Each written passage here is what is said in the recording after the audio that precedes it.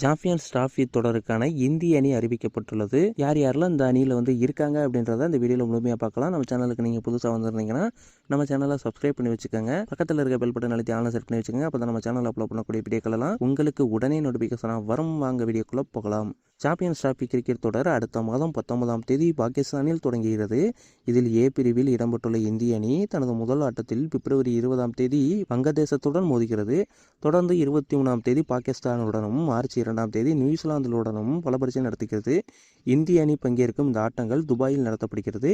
இந்நிலையில் இந்த தொடருக்கான 15 பேர் கொண்ட இந்திய அணி தேர்வுக்குழுவினர் நேற்று மும்பையில் அறிவித்தனர். இதே அணியே இங்கிலாந்துக்கு எதிரான 3 ஆட்டங்கள் கொண்ட இருதரப்பு ஒருநாள் கிரிக்கெட் தொடரில் விளையாடும் என தெரிவிக்கப்பட்டுள்ளது. இங்கிலாந்து அணிக்கு எதிரான தொடரில் மட்டும் ஹர்ஷித் ராணா சேர்க்கப்பட்டுள்ளார். இந்த தொடரில் வரும் பிப்ரவரி 6, 9 மற்றும் 12ஆம் தேதிகளில் நடைபெறுகிறது.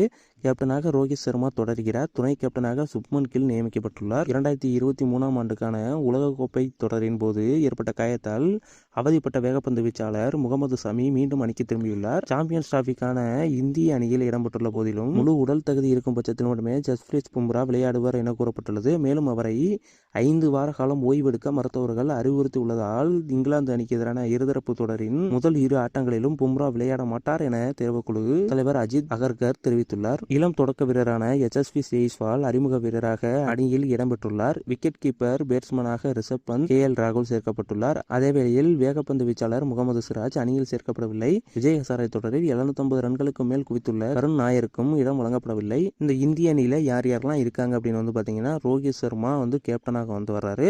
சுப்மன் கில், யசஸ்வி ஜெய்ஸ்வால், விராட் கோலி, KL ராகுல், சுரேஷ் ஐயர், ரிஷப் பந்த், ஹர்திக் பாண்டியா, அக்சர் பட்டேல், ரவீந்திர ஜடேஜா, வாஷிங்டன் சுந்தர், குல்தீப் யாதவ், ஜஸ்பிரீத் பும்ரா, முகமது சமி, ஹர்ஷிப் சிங், ஹர்ஷித் ராணா ஆகியோர் இருக்காங்க. இந்த ஹர்ஷித் ராணா மட்டும் பாத்தீங்கன்னா இங்கிலாந்துக்கு எதிரான போட்டியில மட்டும் இருக்காரு அப்படின்னு சொல்லியிருக்காங்க.